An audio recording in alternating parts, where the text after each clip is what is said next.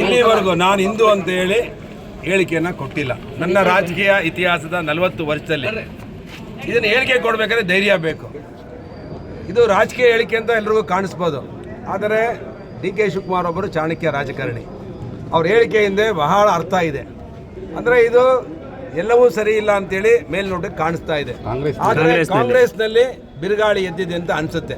ಆದರೆ ನಾನು ಇದನ್ನು ಧೈರ್ಯವಾಗಿ ಡಿ.ಕೆ. ಶಿವಕುಮಾರ್ ನಾನು ಹಿಂದೂವಾಗಿ ಸಾಯ್ತೇನೆ, ಹುಟ್ಟಿದ್ದೇನೆ ಹಿಂದೂವಾಗಿ ಸಾಯ್ತೇನೆ ಅಂತ ಹೇಳಿರುವಂಥ ಹೇಳಿಕೆ ರಾಜಕೀಯದ ಬಿರುಗಾಳಿಯನ್ನು ಕರ್ನಾಟಕದಲ್ಲಿ ಎಬ್ಬರಿಸಿದೆ. ಅದರಿಂದ ಬದಲಾವಣೆಯ ಗಾಳಿ ಬಹಳ ಜೋರಾಗಿ ಬೀಸ್ತಾ ಇದೆ ಅಂತ ಅನ್ಕೊಂಡಿದ್ದೇನೆ.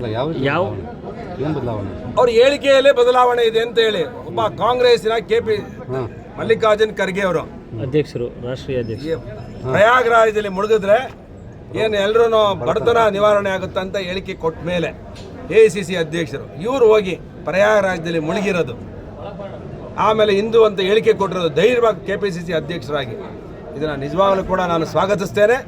ಡಿ.ಕೆ. ಶಿವಕುಮಾರ್ ಅವರಿಗೆ ಈಗಲೂ ಕೂಡ ಜ್ಞಾನೋದಯ ಆಗಿದೆ, ಮತ್ತು ರಾಜಕೀಯದ ಬದಲಾವಣೆ ಗಾಳಿಯನ್ನು ಬೀಸ್ತಾ ಇದ್ದಾರೆ. ಬದಲಾವಣೆ 100ಕ್ಕೆ 100 ಇದೆ ಅಂತ ಅನಿಸುತ್ತೆ. ಅವರ ಹೇಳಿಕೆಯನ್ನು ಮಾತ್ರ ಸ್ವಾಗತ ಮಾಡ್ತಿರೋ ಬಿಜೆಪಿಗೆ ಅವರನ್ನು ಸ್ವಾಗತಿಸ್ತಾರೆ? ನೋಡ್ರಿ, ಅವ್ರ ಹೇಳಿಕೆನ ಮನಸ್ಪೂರ್ವಕವಾಗಿ ನಾನು ಶ್ಲಾಘಿಸ್ತೇನೆ ಮತ್ತೆ ಸ್ವಾಗತ ಮಾಡ್ತೇನೆ. ಬಿಜೆಪಿ ಅವರಿಗೆ ಬಿಟ್ಟಂತ ವಿಷಯ ಅದು. ಬಂದ್ರೆ ಹೇಗೆ ಬಂದ್ರೆ ತಮ್ಮ ಅಭಿಪ್ರಾಯ? ನಾನು ಪಕ್ಷಕ್ಕೆ ಬಿಟ್ಟಂತ ವಿಚಾರ ಇದು. ನಾನೊಬ್ಬ ಜಿಲ್ಲಾಧ್ಯಕ್ಷನಾಗಿ ಇದ್ದವನು, ನಾನು ಅದನ್ನು ಹೇಳೋದಿಲ್ಲ. ಪಾರ್ಟಿ ನಿರ್ಧಾರ ಮಾಡಿದ್ರೆ ಕರ್ಕೊಂಡ್ರೆ ನಾನು ಹೃದಯಪೂರ್ವಕವಾಗಿ ಸ್ವಾಗತ. ಸದ್ಯದಲ್ಲಿ ಬಿಜೆಪಿ ನೇತೃತ್ವ ಸರ್ಕಾರ ಅಧಿಕಾರಕ್ಕೆ ಬರುತ್ತೆ ಅಂತ ಅಲ್ಲ, ಭವಿಷ್ಯ ಹೇಳಕ್ಕೆ ನಾನು ಒಬ್ಬ ರಾಜಕೀಯದ ಒಬ್ಬ ಧುರೀಣ, ಕಾಂಗ್ರೆಸ್ಸಿನ ಧುರೀಣ KPCC ಅಧ್ಯಕ್ಷರು ಅವರು ಹೇಳಿಕೆ ಕೊಟ್ಟಿದ್ದಾರೆ ಅಂತ ಹೇಳಿದ್ರೆ ನಾನೊಬ್ಬ ಹಿಂದೂ ಅಂತ ಹೇಳಿ AICC ಅಧ್ಯಕ್ಷರು ಹೇಳಿದ ಮೇಲೂ ಕೂಡ ಇವರು ಪ್ರಯಾಗ್ರಾಜ್ಗೆ ಹೋಗಿ ಸ್ನಾನ ಮಾಡಿ ಗಂಗಾ ಪವಿತ್ರ ಸ್ನಾನವನ್ನು ಮಾಡಿ ಅದಾದ್ಮೇಲೆ ಅಮಿತ್ ಶಾ ಅವರ ಜೊತೆ ವೇದಿಕೆ ಹಂಚ್ಕೊಂಡಿದ್ದಾರೆ ಅಂತ ಹೇಳಿದ್ರೆ ಡಿ.ಕೆ. ಶಿವಕುಮಾರ್ ಏನು ಸುಮ್ಮನೆ ಹೋಗಿ ಕೂತ್ಕೊಳ್ಳೋರಲ್ಲ.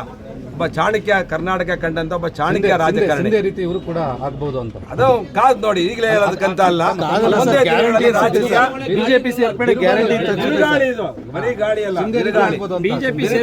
ಏನ್ ಬೇಕಾದ್ರೂ ಆಗ್ಬೋದು,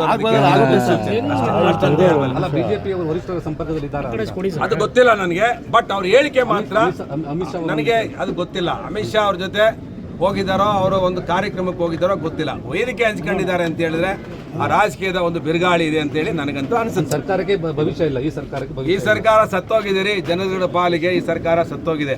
2 ವರ್ಷದಲ್ಲಿ 1 ರೂಪಾಯಿ ಅಭಿವೃದ್ಧಿ ಕೆಲಸ ಆಗಿಲ್ಲ. ತುಮಕೂರು ಜಿಲ್ಲೆಯಲ್ಲಿ ಒಂದು ಇಡೀ ಮಣ್ಣು ಹಾಕುವಷ್ಟು ಕೆಲಸನೂ ಕೂಡ ಇಲ್ಲಿ ಆಗಿಲ್ಲ. ಇಡೀ ರಾಜ್ಯದಲ್ಲಿ ಇದೇ ಪರಿಸ್ಥಿತಿ ಇದೆ. ದರಿದ್ರ ಸರ್ಕಾರ, ದಿವಾಳಿ ಸರ್ಕಾರ, ಮತ್ತೆ ಬೇಗ ತೊಲಗಬೇಕು ಅನ್ನೋದು ಕರ್ನಾಟಕ ರಾಜ್ಯ. ವಾಕಿಂಗ್ ಮಾಡೋರ ಮೇಲೂ ಸ್ವಲ್ಪ ಆಗ್ತಾ ಇದೆ. ವಾಕಿಂಗ್ ಮಾಡೋದ್ರ ಮೇಲೆಲ್ಲ ಯಾರ ಮೇಲೆ ಬಿಟ್ಟಿದ್ದಾರೆ 2 ವರ್ಷದಲ್ಲಿ ಇವರು? ಯಾರ ಮೇಲೆ ಬಿಟ್ಟಿದ್ದಾರೆ ಇವರು? ಇದೊಂದು ಚಿಕ್ಕ ಉದಾಹರಣೆ ಅಷ್ಟೇ. ಬಿಸ್ಕಿ ಬಾಟ್ಲಿಂದ ಹಿಡಿದು, ಕರೆಂಟ್ ಬಿಲ್ಲಿಂದ ಹಿಡಿದು, ಹಾಲಿನಿಂದ ಹಿಡಿದು, ಬಸ್ಸಿಂದ ಹಿಡಿದು ಯಾವುದ್ರ ಮೇಲೆ ಬಿಟ್ಟಿದೆ ಈ ಸರ್ಕಾರ? ಎಲ್ಲರನ್ನು ಬಲಿ ಹಾಕ್ಬಿಟ್ಟಿದೆ. ಆ ಜನಗಳ ದುಡ್ಡು ಹೊಡೆದು ಜನಕ್ಕೆ ಕೊಡುವಂಥ ಯೋಜನೆ ಯಾರಿಗೆ ಬೇಕಿತ್ತು? ಯಾರೋ ಬಡವರಿಗೆ ಬಿಟ್ಟಿ ಭಾಗ್ಯಗಳನ್ನು ಕೊಡಲಿ, ಶ್ರೀಮಂತರಿಗೆ ಎಲ್ರಿಗೂ, ಮಧ್ಯಮ ವರ್ಗದವ್ರು ಎಲ್ರಿಗೂ ಭಾಗ್ಯ ಕೊಟ್ಟು ಈ ಸರ್ಕಾರ ಹಾಳು ಮಾಡಿ ಡಿ.ಕೆ. ಶಿವಕುಮಾರ್ ಭವಿಷ್ಯದಲ್ಲಿ ನುಡಿದವ್ರೆ. ಕಾಂಗ್ರೆಸ್ಸಿನ ಕೊನೆಯ ಮುಖ್ಯಮಂತ್ರಿ ಸಿದ್ದರಾಮಯ್ಯನವರು. ಇದನ್ನು ಪದೇ ಪದೇ ನಾನು ಹೇಳ್ತೇನೆ. ಕಾಂಗ್ರೆಸ್ಸಿನ ಕೊನೆಯ ಮುಖ್ಯಮಂತ್ರಿ ಸಿದ್ದರಾಮಯ್ಯ. ಶಾಸ್ತ್ರ ಹೇಳೋದಪ್ಪ. ಓಕೆ, ಧನ್ಯವಾದ.